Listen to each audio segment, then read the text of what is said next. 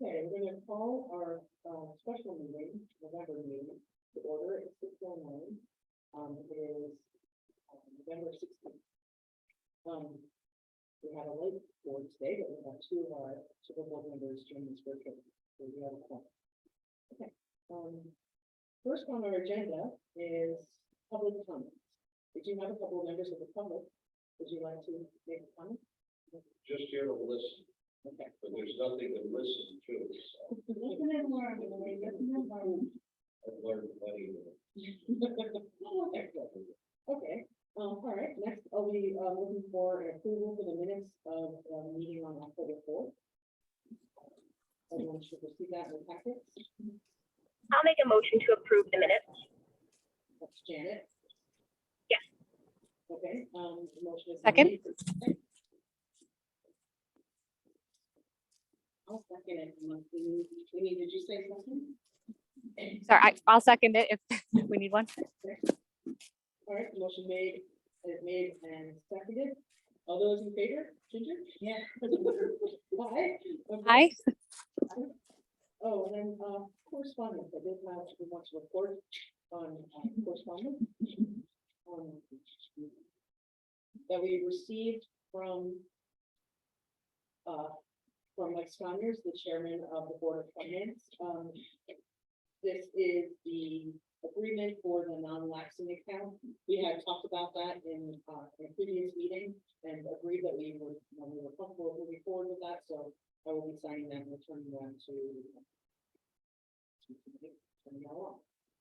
Okay, then the superintendent's report. Okay, well, here's the.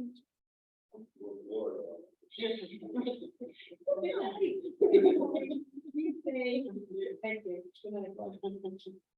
So some news to share with you. You may have heard that our custodian, our day custodian, has accepted a job from the town of Norfolk. So he will be leaving us in 2 weeks. He has posted the position and are hopeful that we will get viable candidates. It's difficult, and over the last few years, with that opening, we have made it like our priority to find somebody with school custodial experience. And Bob is really the first one to come to us with that experience. He did a phenomenal job. It's a big loss to us. You know, we've had some good people, but you know, there are people with their whole background is nursing or other fields, and it's not as simple as just coming in and knocking the door and cleaning up. So fingers crossed that we get a good candidate for when we find somebody with some of that school experience. Too bad that was very much for the. Especially, They were on the news last night. Troy was on the news saying how much they needed people, that they were jam drivers and stuff. He was on the channel 8 radio, other hotel school staff. But for those with their sport cards, why people leave? I ain't getting no yet. Okay, then moving on. this is a mess, right? Okay. We have a increasing population of students who are coming to the premium launch of the facility. This reflects that we have to look at the opportunity we have to offer breakfast programs. There will be no cost to us whatsoever. So effective January 3rd, our students who are eligible for premium lunch will have the opportunity to sign up for and get breakfast every morning. Oh, so is that an option for kids to pay for lunch if they choose to, or not? I mean, for breakfast? If they sign up in prepay, I believe it is an option. How does that work? Is it breakfast in their option? No, we're not gonna have to go with that. So they cross the bus downstairs or they're dropped off, they'll come downstairs to the cafeteria. There's, sign up ahead of time by the day before. So they'll all come out there, they'll come in, 5 minutes, eat their bagels, drink their juice with their welcome. So there shouldn't be any big instructions. Sue, who is our cafeteria for the lunch, will be there in the morning, supervise the lunch, so again, it won't be any burden on our staff, and nothing cost. Again, that advance is hoping that the money that comes in will pay to cover the cost for the. I just want to ask Amy and Janet, are you able to hear Mary Beth all right? I was able to hear most of it. Let me move that. I'm walking in, I'm in the parking lot. Give us a heads up if you can't hear me. I'm not trying to promise, but I will try to speak a little bit more. I just think, can I just add that I'm very happy to hear that this is a valid option. Kids coming to school hungry. If they're hungry, that's what they're thinking about, they're not thinking about learning. Yeah. So, Well, and you know, what we have done, Ginger, we totally get that, and we have had snacks, all of our kids have snacks, and for kids who forget, or don't bring snacks, we've had snacks. That has kind of gotten out of control, we kind of like to step away from it, you know, the snack business, so we're hoping that when students have this as an option, you know, we can make sure we don't have any hungry kids, and if not, they can trouble. how will people sign up for the program? Not quite sure how that's happening. Letters are being drafted, submitted, Jansen will go home, and know about the due date, cost, how to sign up.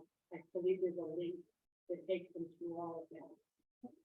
They wanted to start December 1st, and I said, we can't start December 1st. We need to communicate, we need to get information out to people and make sure that this is going to apply. So as of January 3rd, the free lunch for everybody ends. So rather than have parents say, okay, you know, it's free to everybody, and they get in that habit, and then say January 3rd, oh, no, it's not. We just, we'll make it clean, and we can start everything in January 3rd. Will we use like the school bus to pay for lunch? I believe so, yeah. Any other questions about breakfast? I'm just hoping that it's not the free government breakfast that has been delivered in the past, so like sugar daddy donuts and fruit with the things you wouldn't usually give your kids for breakfast if it's in the house, but we'll see what it is. Pre-K. We have talked in the past about expanding pre-K to be a 5 day. We have a greater and greater need for that, and I would like to have the board feedback on putting that in our budget for next year. It would not be a tremendous cost. I'm thinking somewhere in the neighborhood of $10,000 a year to expand it to have the bus the additional 2 days, to have the care for the additional 2 days. But we would like to be able to offer a 5 day a week morning pre-K program. It would be the half day, just 5 days instead of 4.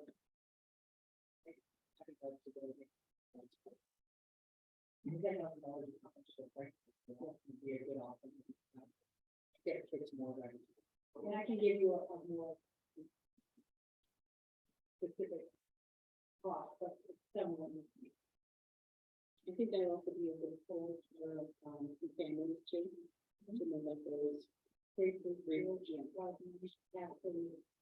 We're getting more and more kids who come in, they're just on the verge of maybe being 5, or they're developmentally not really ready for kindergarten, but we want them in school, we want them to have no school experience. So it'll be an option for some of those parents on the fence, for some of those students who are saying, you know, preschool or kindergarten. If it's a 5 morning pre-K as opposed to 3 mornings, it's a more viable option. So I think we will be well for to have that. Great. Okay, the calendar. We have a mock-up calendar for you that is modeled after the calendar we use every year. I'm meeting with the superintendent to be 7 next week, and we'll look at the April vacation. We always come to consensus on what week that will be, so that it's not different. We put it in for the 3rd week because that's when it typically is, but that remains to be discussed at Region 7 colleagues.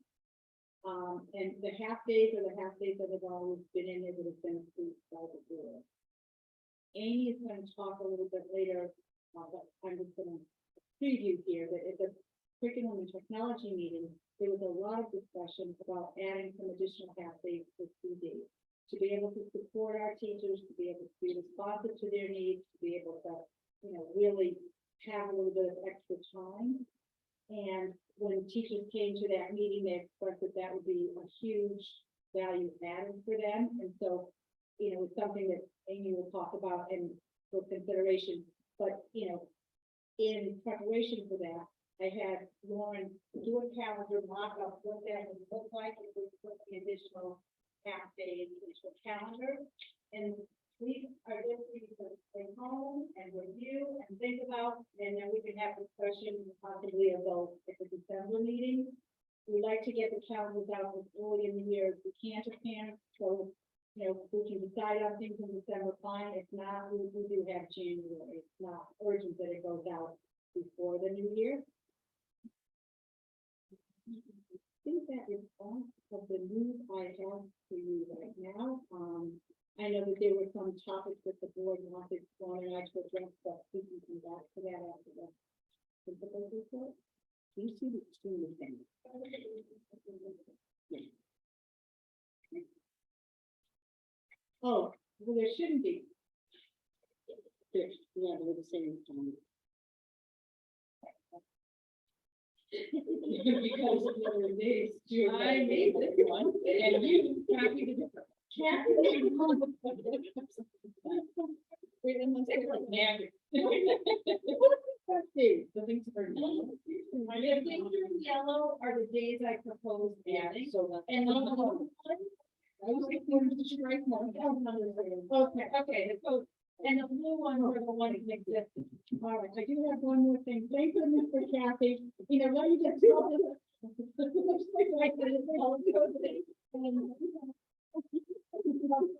Or not. They did.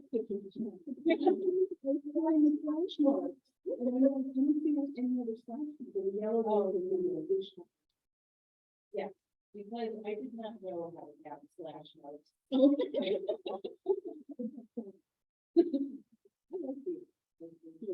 I thought actually it was very clever. If you want this one, not this one. This is all very pretty. This is like everything. Yeah, there we go. I didn't make color. I didn't make color.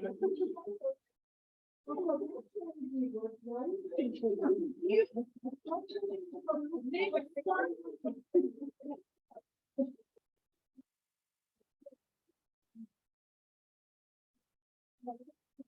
don't know how I could, Kathy and Lauren keep me like on the straight and narrow here, but Kathy just reminded me that we do need to look at the date for board meetings next year, and we do need to vote on those in December because they have to be posted by January. So these are the dates, again, based on what we've done in the past. The question mark we did put in for the August one, there had been some question about why we have our meetings at whatever time. So I just want to make sure we don't ignore that question that came from the community. So we can have a little bit of discussion about where you'd like that time to be. And then again, we can revisit this in 2 weeks. And if you're prepared for a vote, that would be great. I could have done that electronically. That's a good idea. Before we talk about that, I just asked a question about the extra days. Sure. How did you choose the dates? Was it just like the training? Is it correlate with some special other point training or anything like that? Yeah. And they would be active, right? Yeah. Would they both be active or in their own? Yeah. I just tried to evenly space them out, but during the days that were in the, then in the case of March, I tagged it out in the end of the captive teacher conferences, so I didn't know after the instruction.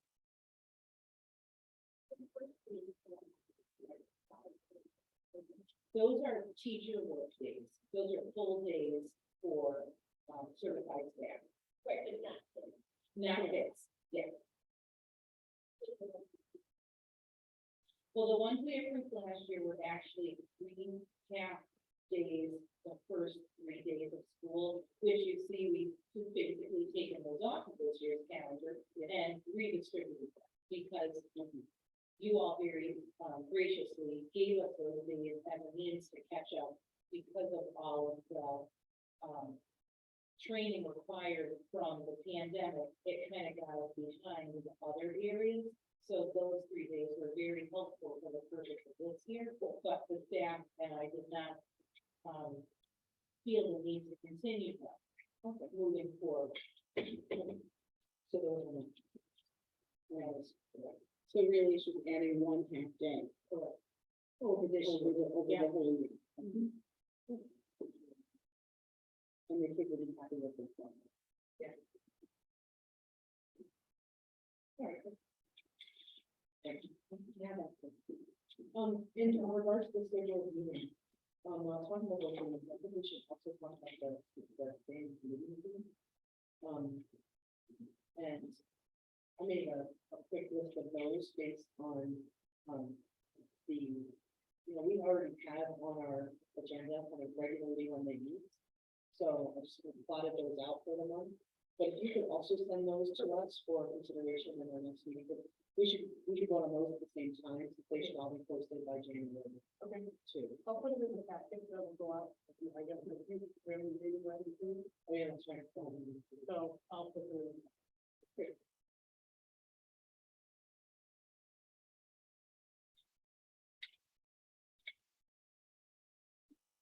Okay, so, then, we receive our those, the review, does anyone have any questions about those? Or the budget, extended to date?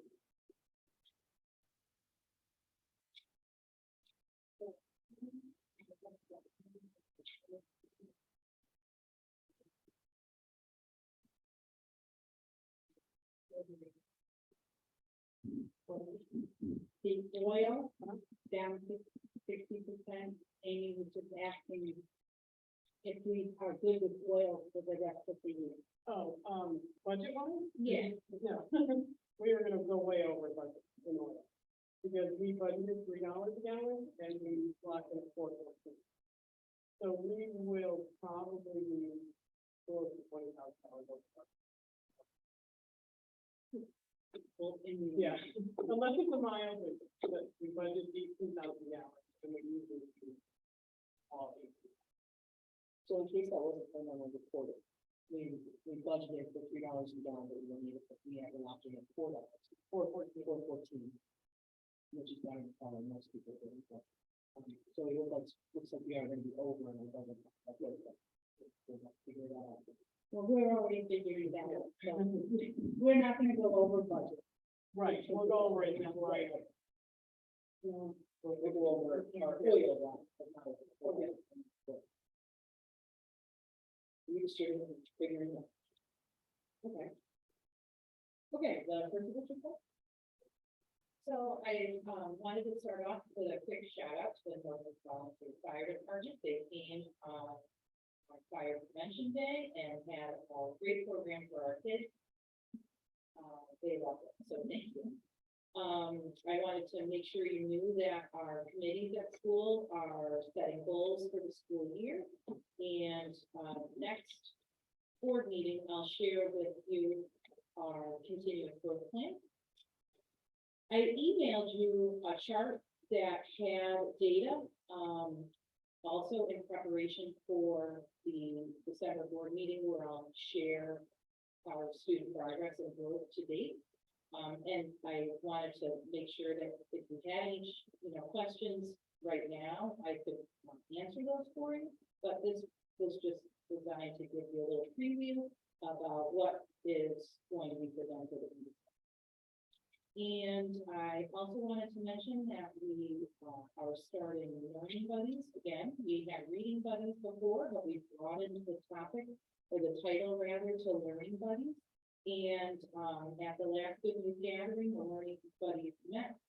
They read books together, and at our last professional development, one of the things that we talked about was how to integrate learning buddies into a weekly practice where the older students are helping the younger students with learning projects, or they're working on things together that student council designs, or anything that would be appropriate for the youngers and olders to start together.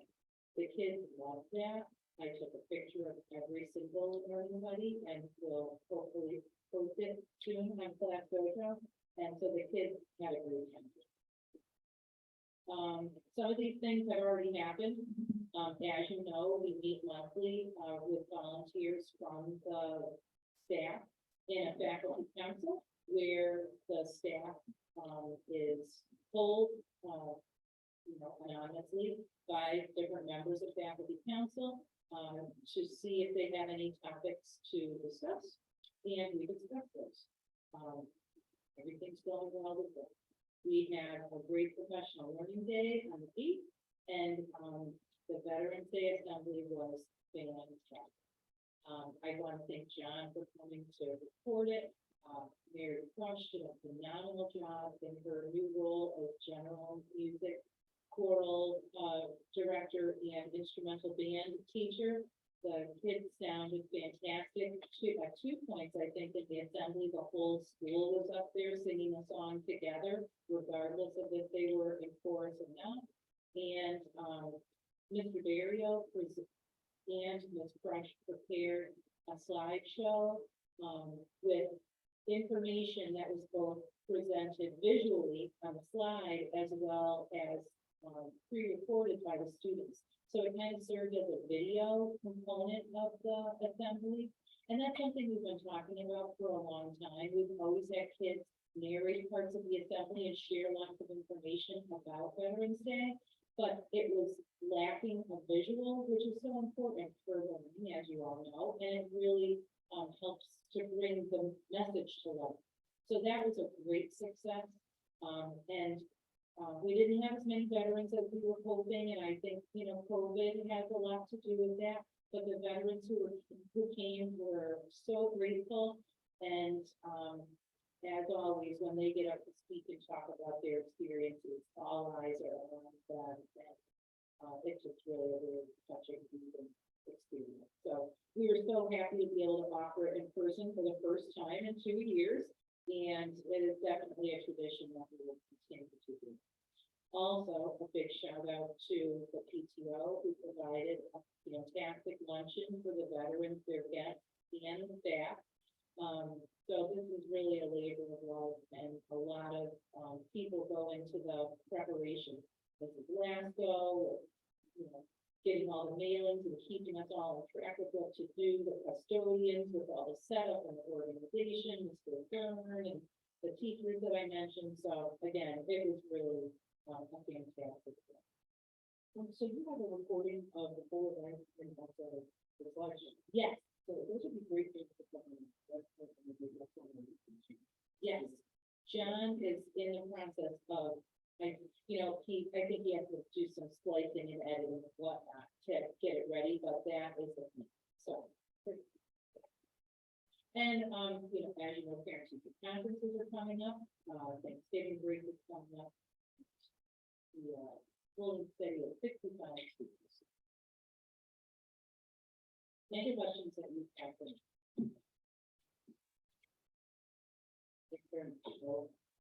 Okay, so for our standing committee reports. Curriculum and technology.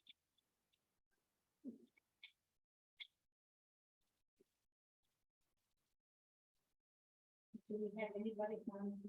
Reporting, so there. So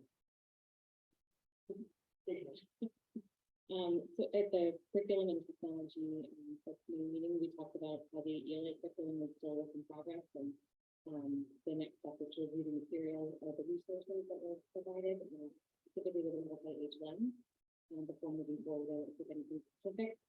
If I'm preparing anything, so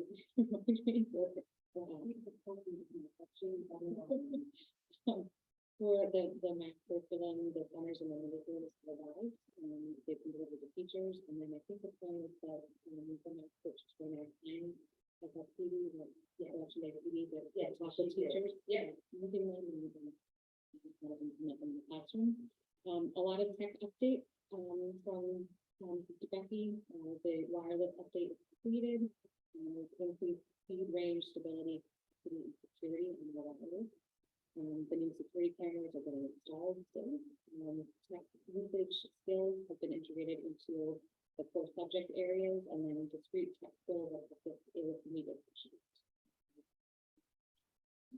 And then, like Mary Beth was alluding to earlier, the biggest thing that we can do as a board to support teachers, I think in this really kind of unique staffing opportunity that we have this year to build a really cohesive staff is to look for the opportunities to give them professional learning and collaborative time. And I think the understanding is that there was some time in the schedule, just with the way that lunches and recess and specials aligned on one of these weeks, that there might be some time for the teachers to touch base weekly. Not a lot of time, but some time to touch base weekly, and then also the consideration of moving those half days throughout the year so that there's a more regular collaborative time for the teachers. But that seemed to be the one thing, the one act that was going to be most impactful for team development. You know, maybe the fact was mentioned about, like, teacher, so that something that you do that, or yeah. So frequently, you know, Shiloh as our math specialist will be some professional. Typically our literacy specialists would do that and I do that. But I think, you know, this would provide us with another opportunity for just less formal presentation like teacher like PD, but more time for teachers to collaborate around the work that they have to do.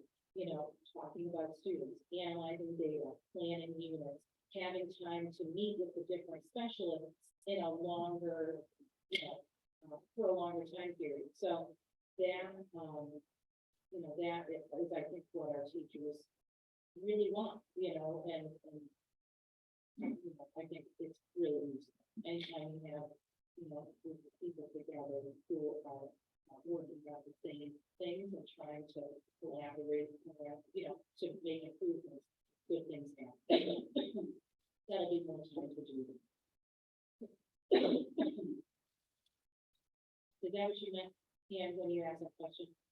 Yeah, I mean, I guess I'm glad with the idea of if there's something that teachers feel that they're lacking, that they feel that, yes, or just to make sure that they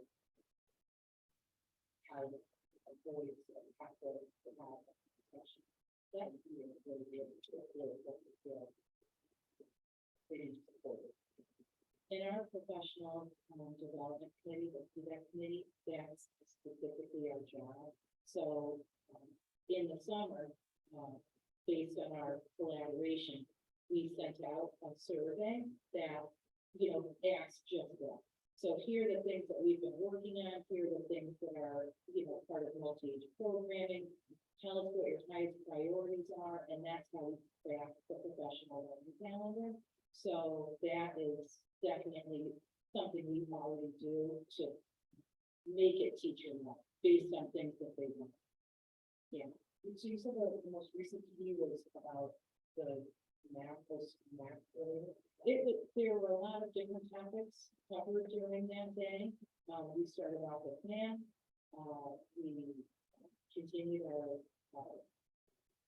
enhancement of our school discipline policy. We attached the continuous growth plan. We talked about Jen Spangle, our new intermediate teacher, and our multi-age teaching and learning specialist. She shared some strategies that she's used at her school because, you know, we are continuing to, you know, want to develop our program and make it even better. So she and Dorothy led a portion of the professional learning. So there are a variety of different topics that we talked about. Yeah, very helpful. And then at the end of the day, there was time for teachers to collaborate with one another. And work on it. So teachers do that.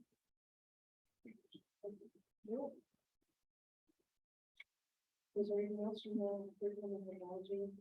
Thank you very much. I don't think that the requirements up to later into the creation of the board. Policy. I know we have planned to talk about policy. Jay and John both went here, although Jay, would you like to read a discussion about the policy and choosing?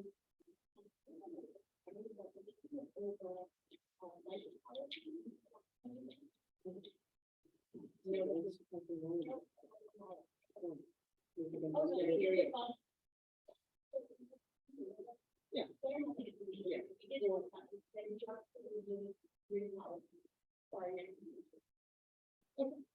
All right, so we'll take a little.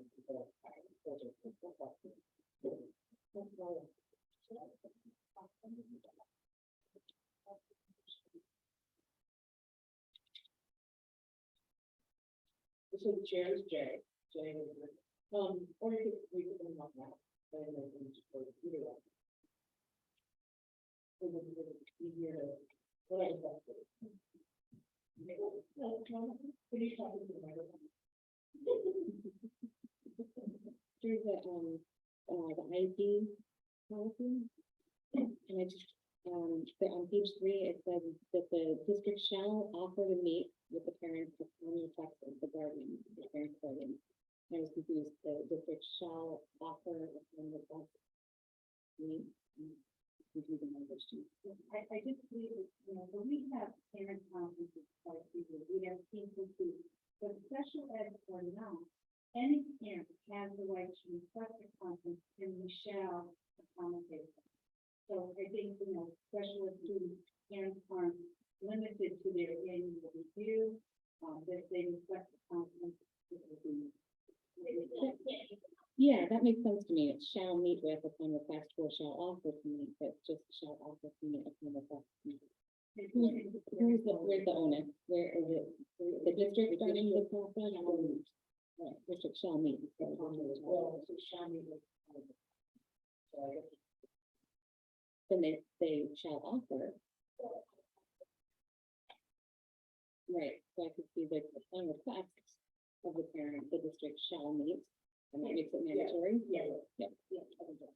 Yeah, just so maybe that On will, the request of the parents slash guardian should come first. it's just that word, if we say the word offer, Yeah, that's the thing, we need to. to review the evaluation. Okay. So, that is, That, you should be able to say that. that district shall offer to meet with the students and, parents. Other people's class, they have to get paid by the word. Well, who needs to initiate this, the parents, who does after the district just send it? Well, and I believe that it's in the parent's right to the representatives that prior to the PBC, they have a right to request the meetings, review the evaluation materials prior to the PBC. So, and I think that's a lot more uniform language to parent information. And we always offer that too, as part, when, especially for parents, who are perhaps this is their first evaluation and they're new to the process. Our school psychologist has always said, I'm available to review this with you prior to the PPT because it's, not information you read every day. So we'll choose things out upon the rest of the.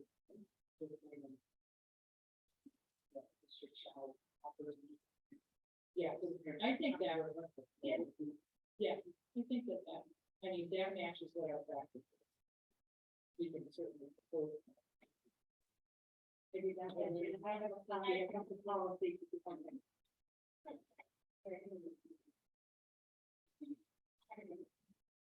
I'm getting one thing for on page.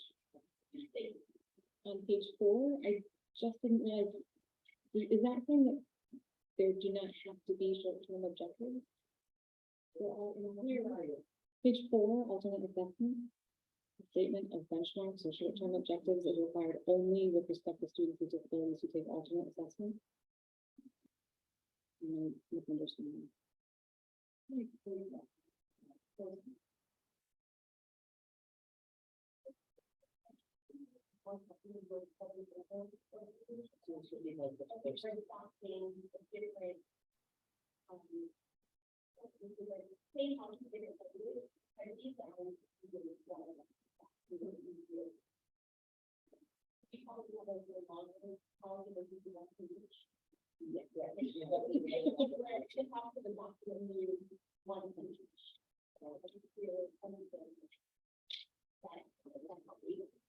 Yeah.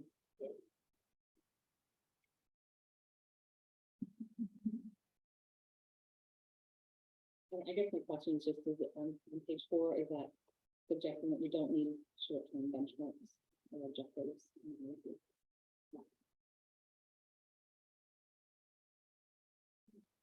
I'm pursue to take action on something, so then not to be. I don't understand the third of that. I think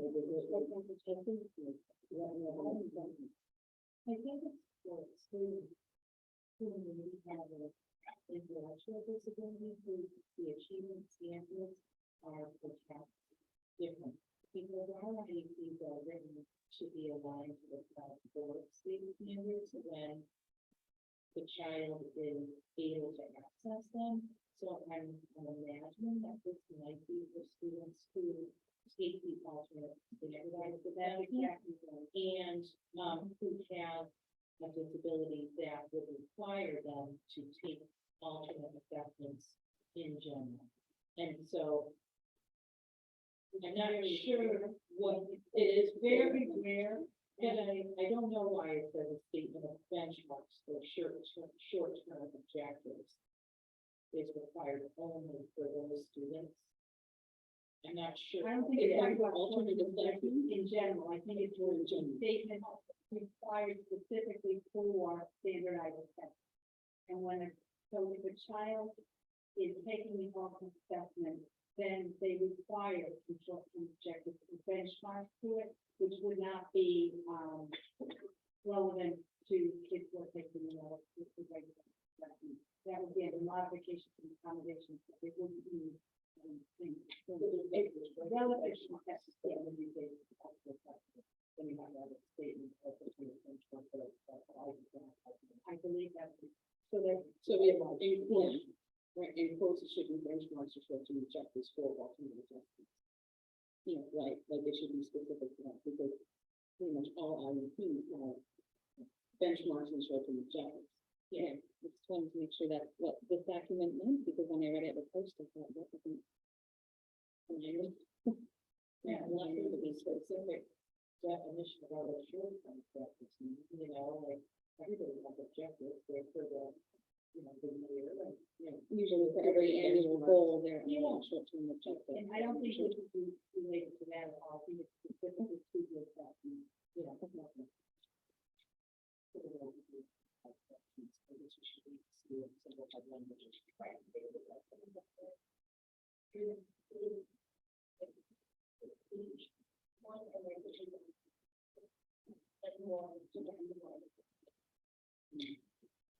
And then I just noticed on page 6 and 7, there are very interesting age specific, like incarcerated adults.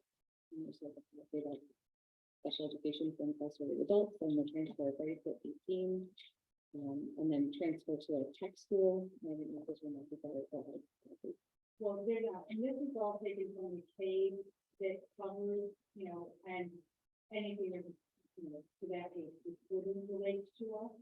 But I had run all of these by Quentin, and he said this is exactly what we do, and for consistency throughout the district, you know, even though we don't have it, these are kids that will move on, and so, you know, we just keep the policy. If it doesn't, you know, not, if it doesn't apply, we don't, we wouldn't. Thank you.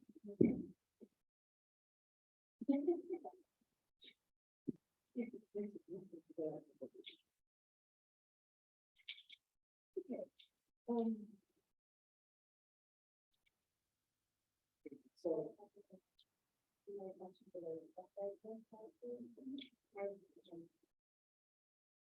With the other, the non-certified personnel, specifically about bus drivers, and I was wondering if in part of the training that we're asking the carrier to provide for bus drivers, the mandated reporter training was part of that. It is. I just didn't see it in this policy, but maybe somewhere else. It's in our contract. Okay. Yeah, and I ran, you know, this through the All-Star, and they sent an email saying that everything is policy, they comply with them. So, And additionally, the Monday, yeah.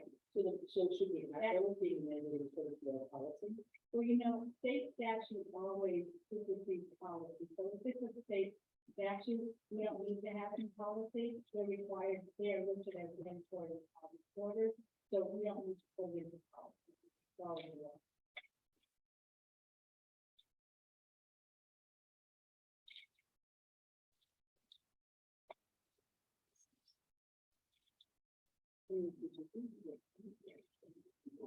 yeah.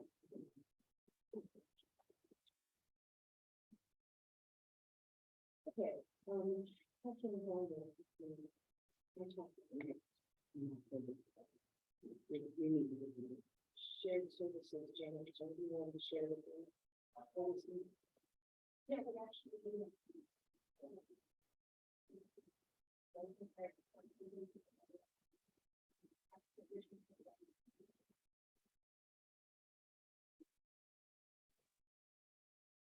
You want to speak to somebody, how you do it?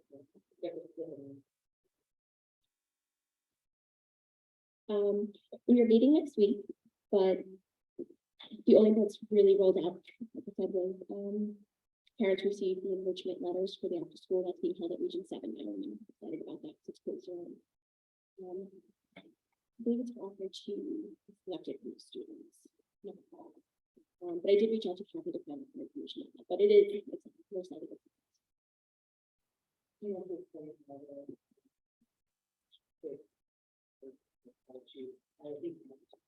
So every year, our third graders take standardized tests that, gives us results about their school achievement index. We are required to do that, so we can potentially identify students who, would be identified as gifted and talented. Some years we don't have students to identify because we're so small, but we can always offer the enrichment program to students who, based on that testing and other factors, it would be a worthwhile opportunity. So, that those parents whose students were recommended, not as gifted and talented, but as, this program is an enrichment program for students who, do well on that, then they can participate. Is there a number of people? Yes, so, you are allowed to identify the top 5% of your students as gifted and talented, but then there's also a 10%, threshold too, and that, they're not, again, identified as gifted and talented, but they're identified for that enrichment program. And one of the reasons was because we're such a small district of 7 schools, there weren't enough students to participate. So that's one of the reasons that they broadened the scope of the program to include only 10% of our class. Yes, 10% of our class is one student. Of our third graders who are not third graders. So yes, that would be interesting. Yeah. Yeah. There's lots of great things that they, lots of great different offerings that they provide. Maybe in the arts department's gonna be teaching. Teacher.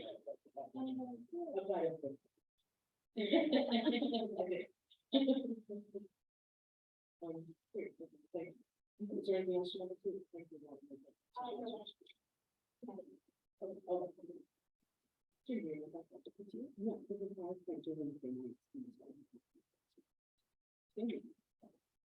We have this spectacular one to talk about. But you know a lot more about that than I do. Yeah, well, it's spectacular one went well. It was nice to have you, I didn't have flowers, I had it well, that was, well attended for our school, and we also invited, over school, and quite a few kids there that I didn't know, so I was glad. And, but it went well outside, and special thanks to, of course, Sarah Easter and to John Shaver, who works very hard to make sure everything was fire safe and, you know, in good position. And of course, to Lisa and to Jenna and to Amy and all the parents who helped us. Oh, and special shout out for the parade leader, Janet. Yes. So that's, truly. That's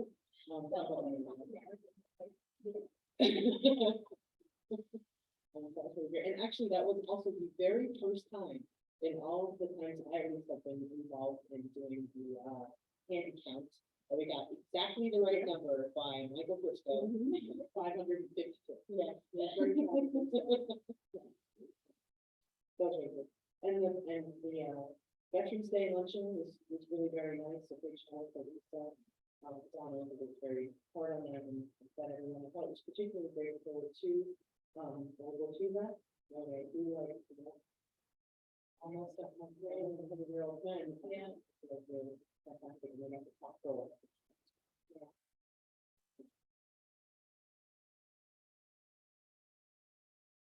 But if we could come in, is there another comment to come in? No, but the holiday, oh, the hotel was here. Oh, the hotel was here. Yeah. I do that. Although I do think that the sixth grade, also very, yeah. James subject to. Yeah, I know it's different, you need to learn to get, different between the apps, but in those parts, but. The quality of it, that, she's talking about the slide, yeah, we stay right in the middle all the time, yeah. And I speak people, I'm like, oh, yeah, this one, that's such a. Yeah, and two shirts and shirts, yeah. But the holiday, I know we were talking about it, but the holiday first, you know, something for the or each year. Okay, great. For school safety and security, John is not here, but one thing I did want to say was to thank you to Dawn, thank you, Myra, for stepping up and coming in to help the town out about when you find that free emergency right outside. The school is an emergency shelter, and people will take advantage of that. And I really appreciate you giving me time and coming there and help out and to make everything go smooth. Thank you very much. Okay, the Board of Finance, meeting, thank you for attending, and you want to go ahead and talk about at the beginning of the meeting, Mike and get together and. Oh, yeah, we just have to find it, so it's all written and ready to go, so, it's decided to return to it, it's received it. I was very happy that the budget put on to the.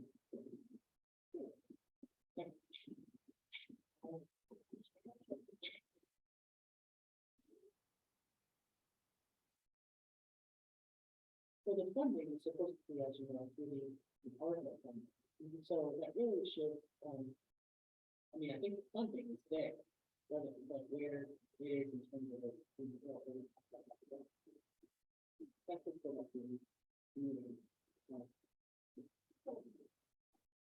one's been in touch with the school about it now, but, yeah. But we go to the monthly workplace safety meeting, Bob and I go as hotel representatives and there's other, you know, people from the different organizations in town, and that was brought up. And my understanding was that, work on constructing the slide would happen in. Some what year? Good question. My assumption is excellent. Well, they did come and oh, yeah, they activated the whole. Yeah, yeah. For the solar complex. Oh, yeah.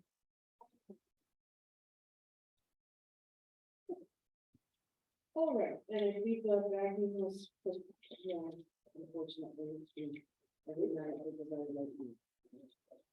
Okay, all right, so, let's move on. We have some unfinished things that we're hoping to talk about. I'm sorry to not have an audience, but, we've had so much conversation over the last few weeks, about things like staff communication and, multi-age curriculum and how our works and discipline and things like that. And we've heard from the public, but we really haven't had a chance to go to the industry. So I wanted to talk, bring up these issues and hear a bit about it from your point of view, and also encourage our board members to, have this moment to ask some additional questions. So, first on the first there, or administrator. Next question before we start. I think we don't have a lot of people here, but this is important information. Can we ask them to write this up to send out to people, so that this will prevent it at the board meeting? So that the people who have questions have the answers, that it's available. And the video thing would allow them to, we could maybe, what if we were to send a link to this meeting to those folks? I think a lot of this stuff is already probably written in various places. And we presented a lot of this, and again, they can send any questions they have to us. So if they hear about it, hear something and they have a question, they need to contact us anyway. The person they can see, we can have to follow up and answer questions. More. That's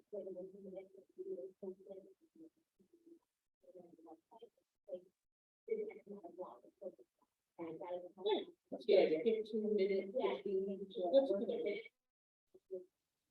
I think that's a good idea. Yeah, that's definitely.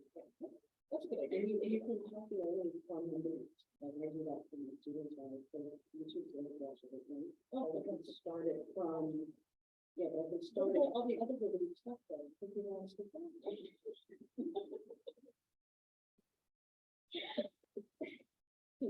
That's a good idea. Did you hear my right? Did you hear the control it? I didn't see it.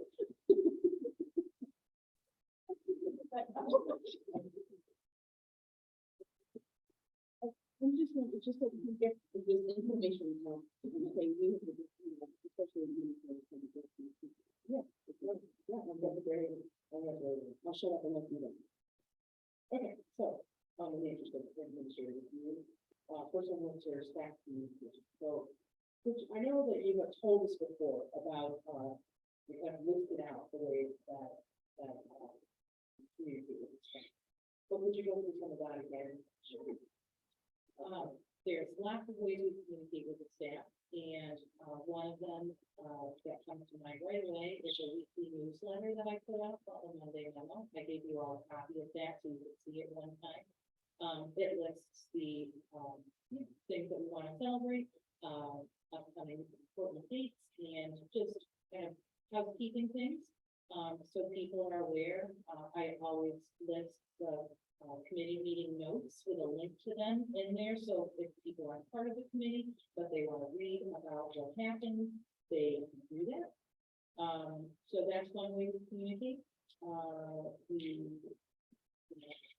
The email, obviously, and the door is always open. Faculty council is another means that we have for staff communication. I mentioned that before, what that is. We have myself, Mr. Dario, and Mrs. McIntyre on the thing. And once a week, or once a month rather, we meet and we, elicit questions, ideas, concerns, things that come up from the staff that they would like us to think about and discuss, problem solve when relevant. And then again, we always keep minutes to that. And when when the meeting is over, on the next Monday night, we have a link to it and people can read through it. So that's been a great way to, kind of troubleshoot little things that come up on a consistent basis. Is everyone included in this, so that only teachers, or No. is it? All? The whole staff, yep, the whole staff, anyone who wants to do it, even Mr. Bourne, who is not, who's mostly volunteer. And how long has this been, Monday, Wednesday? Oh, well, my first year was the Friday focus, but that was hard on Thursday, so then I said. So that's been in existence as long as I have been. And we started faculty council a few years ago. 1 year we didn't have it because no one volunteered to be on it. And so I said, well, I guess we'll just do it. So we didn't do it. But we use our committees as a great tool of communication too. And at faculty meetings, we'll often talk about things that happen in committee or at professional development days. So, you know, we get the agenda out to folks ahead of time so they know what's coming up. You know, the same with the committee. And then there are often things in committee that we need to bring to the full staff to, you know, get their ideas and feedback. So, as an example, you know, the continuous growth plan that TDEC developed, we brought that to the faculty to look at, get ideas, you know, refine, revise. How was your participation? In the committees? Yes, I think our staff, you know, we have some people who, participate on lots of things, and we have, you know, some people that are really passionate about one thing and they participate in that committee. And, you know, the faculty meetings are well attended, people participate in conversations about things there. And, you know, stay on the committee, so, we like to get a lot of input, you know. There used to be a teacher website, yes. Do you have any idea what that? Or we're not making mention of the phone to use that. We don't really mention it. I will open that up for our union. Yeah.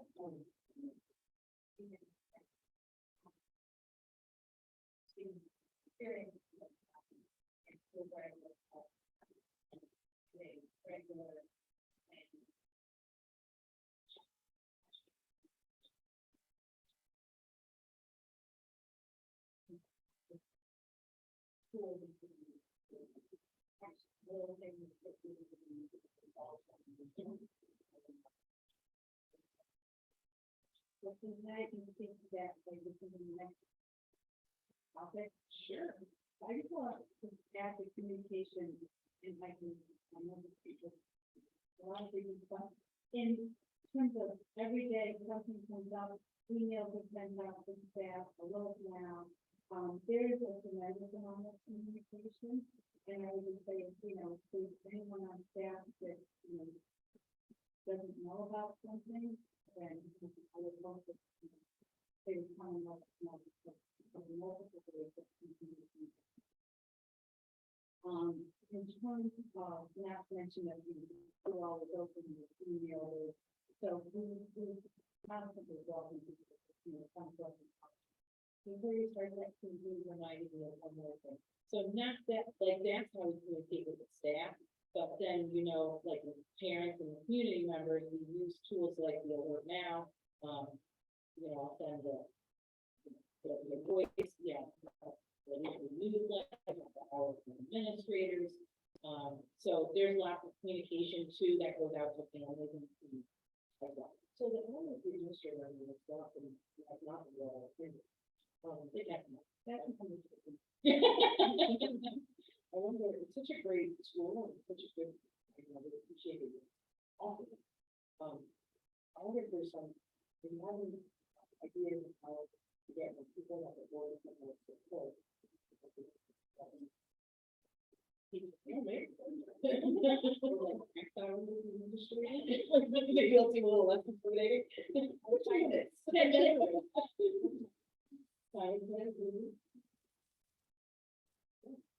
That might be something we would talk about PTO on. And when you mentioned to your teacher maybe something to like come to the board, like it'd be great to teacher to go to the PTO. Yeah, another way to, you know, keep the cohesive everybody. Those are some teachers who are in this. Well, that's true, that's true. That was just that.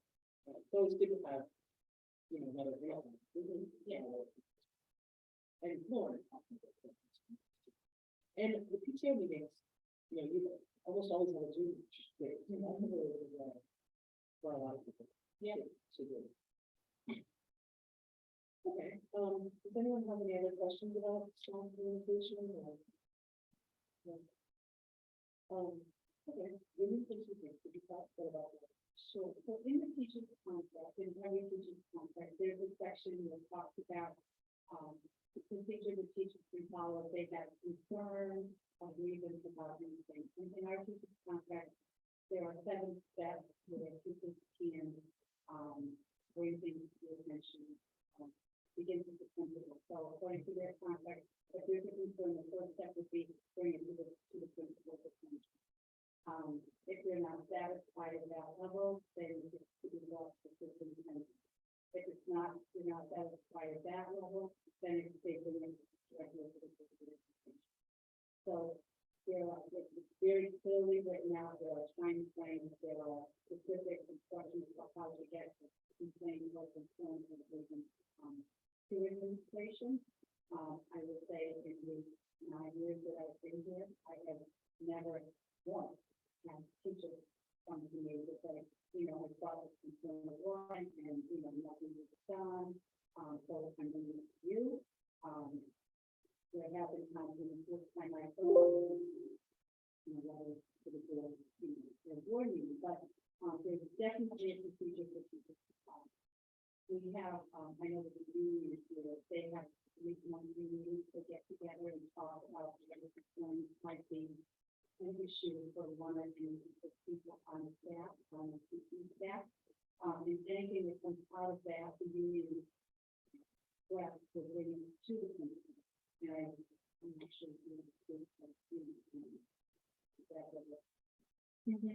So we, most recently, we tried a new, parent conference sign-up mechanism. And there was a concern, one teacher has a very large class and, we were trying to make it so it could, work out within the confines of those 2 days. And, there were some concerns about the solution we came up with. I met with the union representative, we ironed it all out, and we came up with a solution. That actually was the first time anybody was brought up concerns me, and it was, very effectively and satisfying. So, and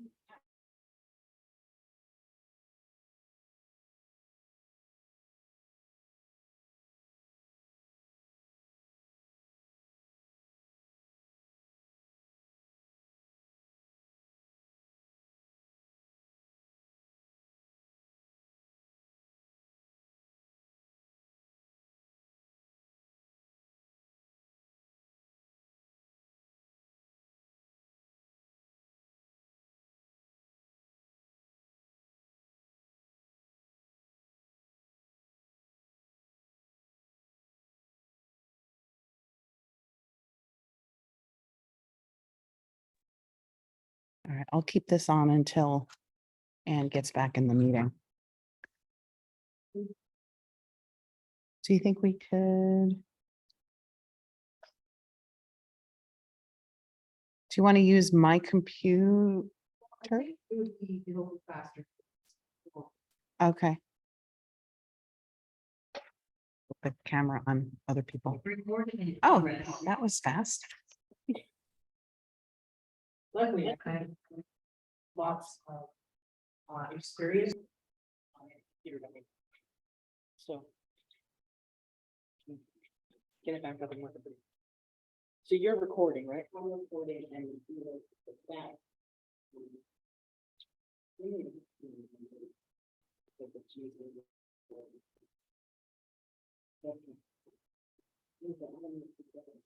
The audio is from your computer too?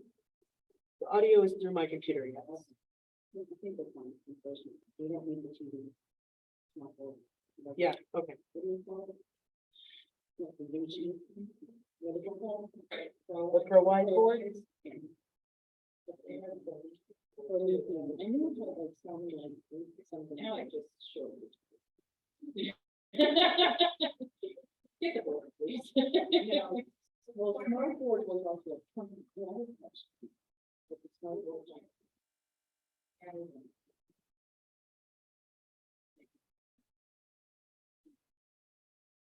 So is it recording with your picture in the main? no, it's recording the webcam.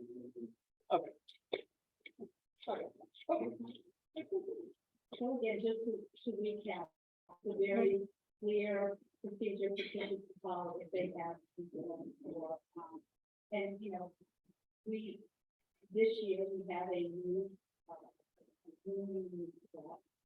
on our staff, and there's one that talked about, you know, the concern that came up with immediately brought to resolved.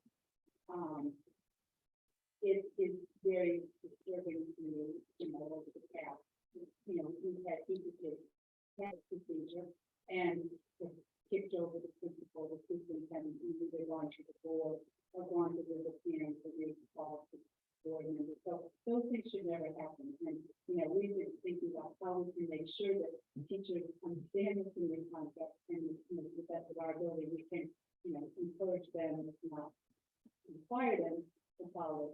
But I think, you know, it's something else in and generally what we need to do, what they need about, you know, moving forward, how we might be able to teachers come to the board and you know, having something in place whereby, you know, they can't be flawed over all of their steps.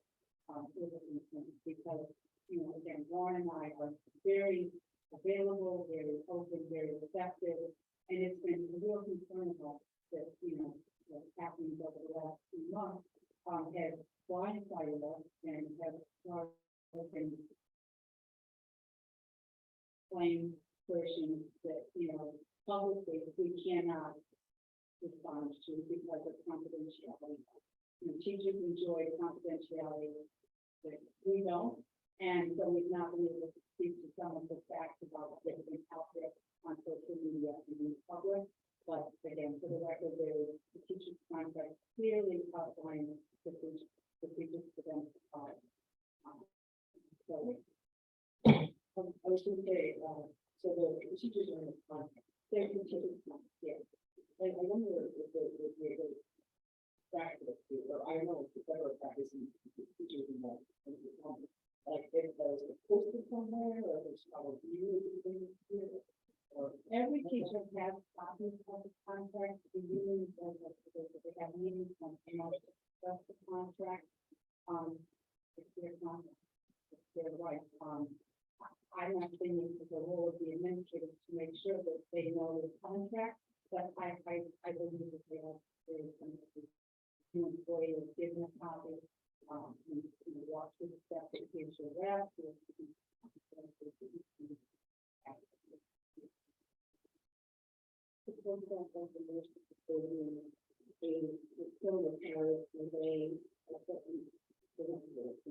They're not, the custodians have their own contract, which is separate from the contract. Whereas Laura talked about, so that, you know, those folks are part of the whole communication. And we've not had, in time I've been, we've never had an issue where it hasn't been a non-certified staff member with a conservative change. But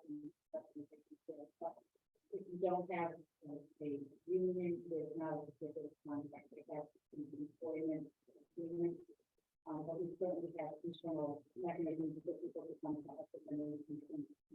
So there's no, there's my employee, but that's my reading.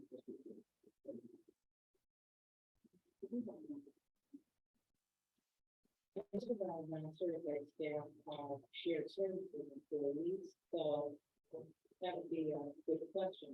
So we only modified the fee will only be the our secretary. And then, We have one there who is not a shared services. Two, Two, well, probably about 13. Okay.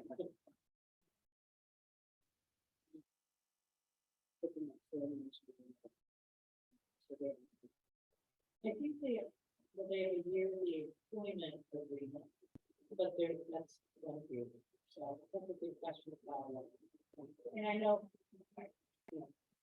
and I believe a lot of the policies dictate protocols too, and I know that like the, the lots of bus driver policy.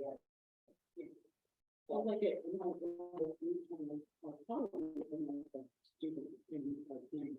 Oh, we have staff handbook. Yeah, we have a staff handbook. Yeah, we can try to add that to the faculty handbook because all of our. Yeah. And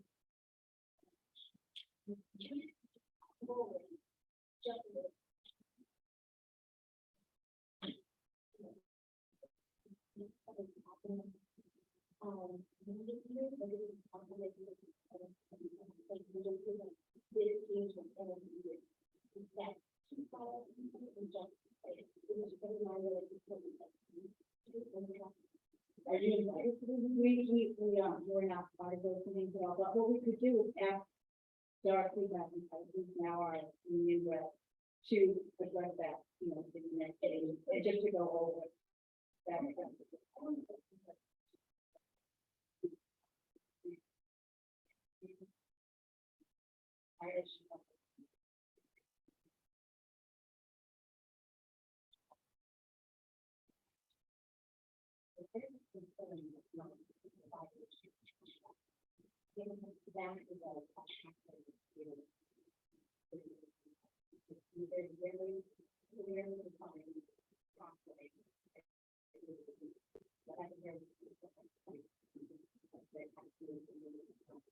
Because it's so, there are concerns about, high school, that's not a violation.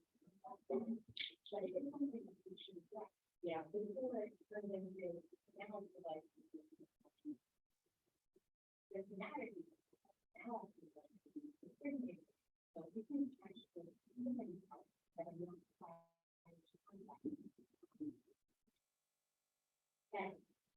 and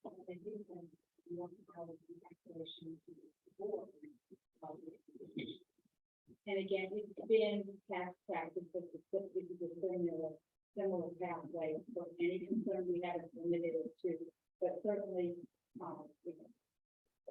again, Lauren, who's on a regular basis, we meet regularly with staff and that's another mechanism for which they can bring a concern that if they don't feel personally, feel okay, it goes to the union rep, who that's their role to come to the administrator. And our union rep, do, on a regular basis, have conversations, and they're not bashful, but, so, but just like when the fact knows that here doing that, she has a great relationship. Now, even if I'm really just a concern, so bring it to the union rep, you don't feel that you're an expert. Who wants to go head on and the job. So I don't have just personally, I have avenue for the raffles and particularly at $11 school day. Well, and we do kind of have that meaning, not necessarily written down outside of the contract, but that is the fact. So again, we elicit and, concerns in the hopes of catching things before they become something bigger in a way that is, I'm not walking around and saying, what is your concern? You know what I mean? Like, it's done by, their colleagues, and I do go and ask the non-certified staff, and, every time I ask, we should go. Okay, but I mean, that's the kind of relationship I have with, my staff, and I think that's the kind of relationship that they feel comfortable going to their colleagues about. And what you're mentioning is in existence in a different way, and that's the purpose of the faculty council. But I do feel like in the student handbook, we clearly delineate the chain of command, so to speak, for parents. who have concerns, and I will look at our staff handbook, and I think way to, you know, put that out there to staff also, like, this is your, you know, this is the professional responsibility that you have to go through the proper channels to address your concerns. Even if they're, especially if they're not contract orange. And Exactly. and those mechanisms have been pretty successful. I mean, there are many, many things that get brought to our attention and get taken care of before they ever happen. So, you know, we can certainly look at that again and make sure that that really articulated in the staff.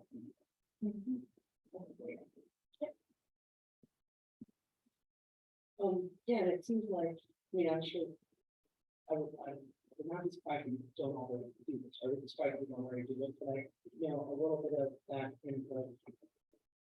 We're here to help, we're here to work with you, you know, feel comfortable telling you. So that we can, you know, adjust it as we do. They're watching, they're watching. Someone. Yeah. Okay, any other questions on meeting procedures? Okay, let's talk about, okay, let's talk a little bit about the student discipline. And what happened there. So again, a lot of our student discipline policies are part of the policy. So there's certain protocols that we follow with regards to that are, you know, again, for policy. We have a student discipline policy, and right now we're working on enhancing it and revising it.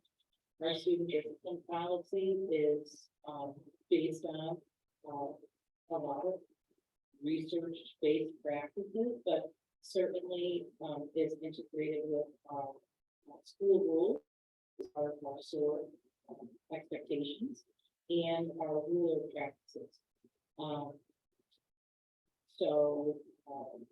You know, discipline is handled at a variety of levels. When something happens and students, there needs to be a response in the classroom level, teachers handle that. When things happen in the cafeteria or the lunchroom or recess, the staff is to handle that.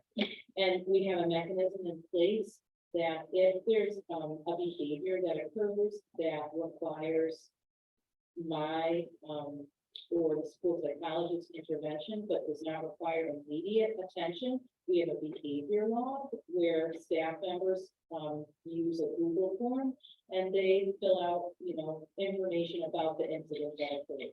Sometimes they don't need our intervention at all, and it's just piece of communication. And then at the Safe School Climate Committee, we look at the student behavior.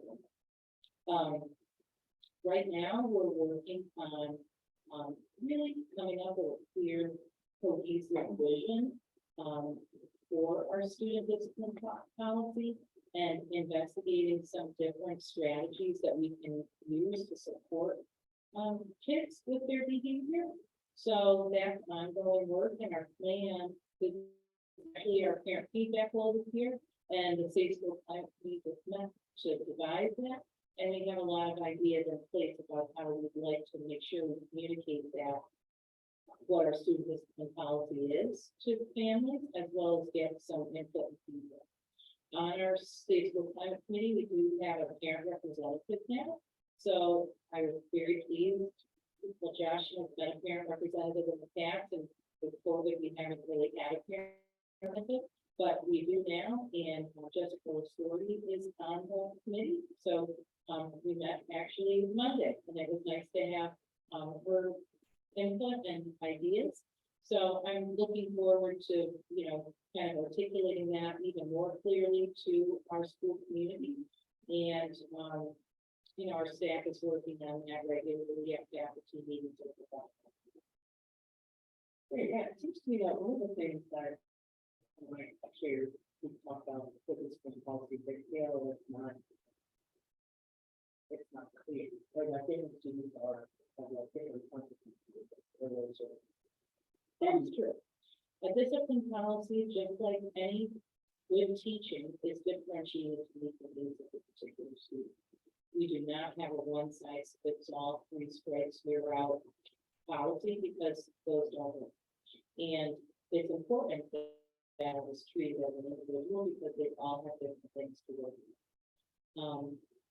So I think that, you know, the hallmark of a good discipline policy is that the behavior after the intervention occurs is not repeated.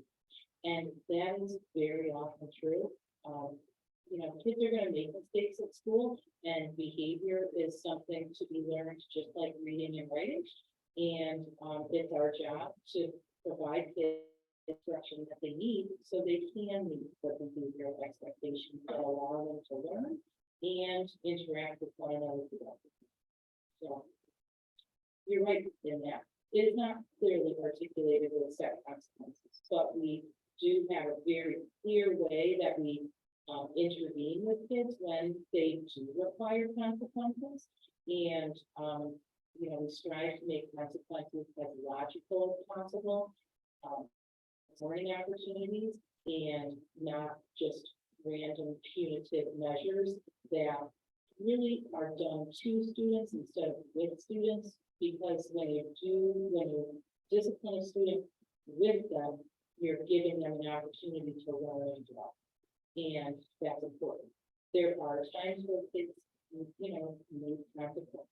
Always get these consequences, positive or negative in those situations, but, it is our goal all the time to have them be, you know, logical, natural consequences that help the child understand why that was a mistake and how they can grow from it.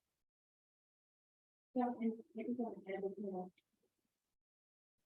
we are very, very, sensitive to student privacy and confidentiality. We don't want that discipline law. Often people don't know what happened, they assume nothing happened, but in discipline with dignity and with, you know, respect for a student is really a value that we share. And so, you know, again, people don't always know what happened, and it's not their business, we don't share.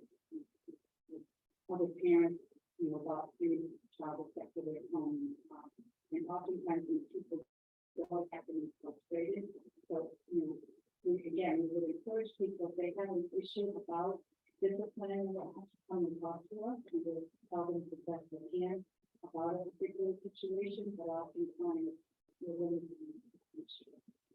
I think that since it's now one size fits all policy, is there a way to communicate what the particular agreements, arrangements, repair process, or whatever it be to certain stakeholders within the school who And in our handbook, we list, like a typical response that we would give, you know, we would provide if there is a, you know, a rule that's been broken or a lesson that needs to be learned. And so we outline, you know, that sometimes a child's removed from the situation, they might have, lunch in an alternate location. They might have a different recess, or, you know, if they're unable to get along with their peers at recess, then they have recess, but it's in a smaller, you know, setting that's not yet with their peers.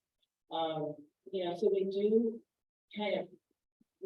publish the general, responses that we use, like the tools in our toolkit, right? But they're just not like a, you know, offense, this is what will happen. Offense two, this is what will happen.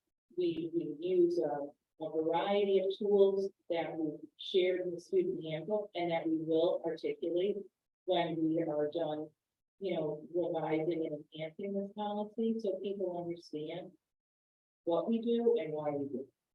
So I remember getting very simple sheet that said, really like to read the student handbook. Yeah. I have to ask them to that question, because she's in charge of I don't think there was a student that responsible for doing this. I don't know about that. Like knowing that what I did,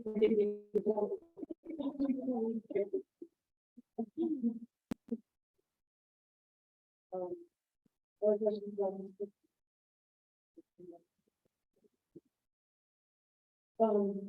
Okay. I'm thinking the fact that it's getting long, but really, I find this really interesting, so I really do appreciate it. Just review the home policy. Okay, we have a homework policy, let's just be clear about that. I sent the homework policy all in the, student. And then again, in a new. And also, we parent homework. Well, and no one told the ideas that came out of our state climate meeting, and it was reference to that, remember that year that you had the Q and A with parents about homework, and your conclusion was no one can agree on homework. I think the same is true with discipline. We're gonna have people who want kids to face the wall, and would like to bring back the paddle maybe. We have parents who say, I really would prefer that period there isn't a desk where students who make access. So again, discipline is a very personal thing that parents have strong feelings about, and they have every right to feel that way about that. But getting back to the point, in the March conferences, I'm going to have an kind of an open opportunity like you did for the homework to say, parents, please drop out. You know, you read our student discipline policy, what questions do you have, in November? Yeah, in March. So, yeah, we're gonna do it in March, because there's a little, we just had the idea on Monday, and we figured that wasn't enough time. So, so we're gonna implement that in March, and I think that again will be another opportunity to get parent input, to answer questions, because I think that, you know, you don't know what happens during the school day, you don't know how teachers and I respond to, and other staff members respond, and so when you don't know, you know, kind of wonder or make up ideas about what you think based on how you were schooled. So it'll be an opportunity to have a conversation. I think that homework has increased dramatically in the 5 6 months. And I must be related. Pardon? I didn't get it. Yes, and as you can imagine, it is mixed. Some are very happy to have that homework, and some parents are maybe having difficulty getting their grades completed, you know, and embedded in our homework policy is the wording, more or less, that says homework is designed to take X amount of time. It varies at each grade level. If your child is frustrated, upset, doesn't want to do the homework for too long, please come back to your child. Not meant to be much. Good skills, things that not meant to be torturous for the parent and the child. So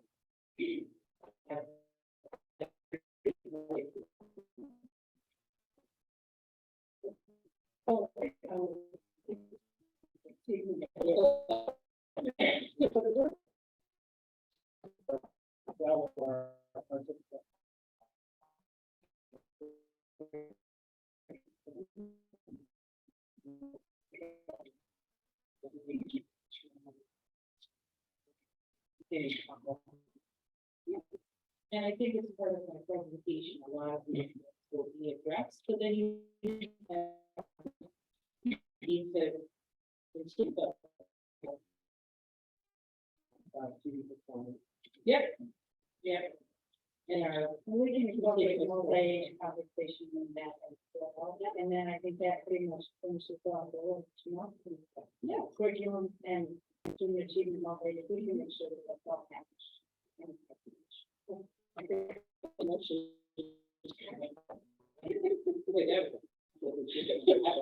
Would you want to share this one here?